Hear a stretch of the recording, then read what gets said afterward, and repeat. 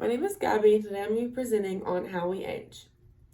So when you think of getting older, typically you think of things like memory loss or retirement. And when we think of retirement, we think of that being somewhere around our 60s or something. Aging is something natural that everyone experiences. We start aging the very minute we are born. As we age, certain body functions will decline. Certain body functions or physiological functions will start to decline as we get older. So over time, our bones will shrink in size and density. And this results in our bones being weaker and more susceptible to things like a fracture. Our body's muscle also lose strength and flexibility, which affects our coordination and stability.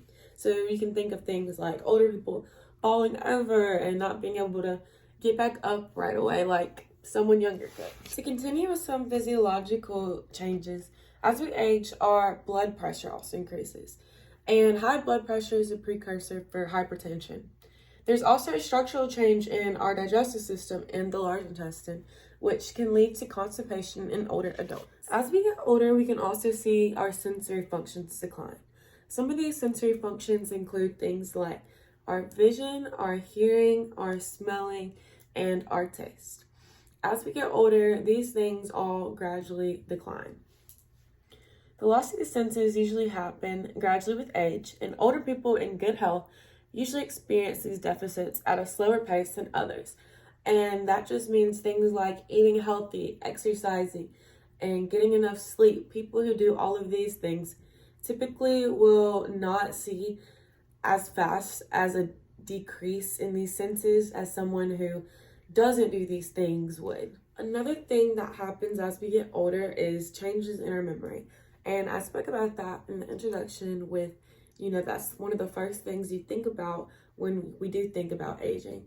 So as we get older, our brains get smaller in volume. When our blood pressure starts to rise, the chance of having a stroke and ischemia rises. Memory declining is a major aspect of aging. With aging, there's a biological and chronological aspect. So for chronological, that's basically just the number of years a person has been alive.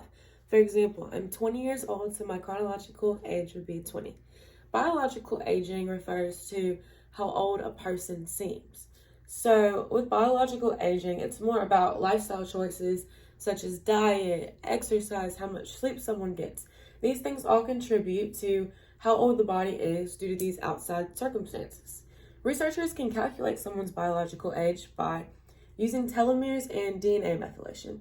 Telomeres and DNA methylation are believed to be important to the aging process. What's interesting to me is that actually my grandma was telling me not too long ago, because I was worried about her getting older and I was sad, and she told me not to worry because we come from a family with longer telomeres, and she told me that basically we would live a little longer because of having longer telomeres.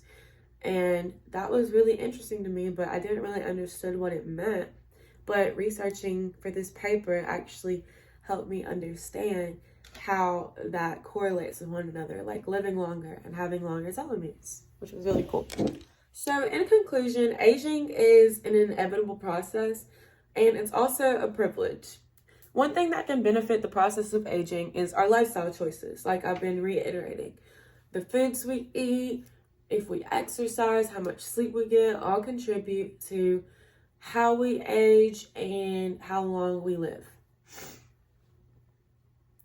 Also, participating in other hobbies ensures our brain is functioning at its best.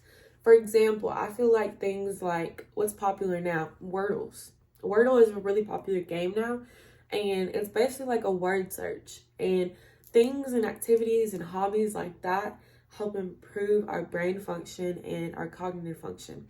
Even reading is supposed to help our cognitive function. And I think that's a hobby that a lot of people can benefit from, and they don't even know that they're helping their cognitive function. But practicing all of these things can help how we age, the aging process, and how long we live. Thank you so much.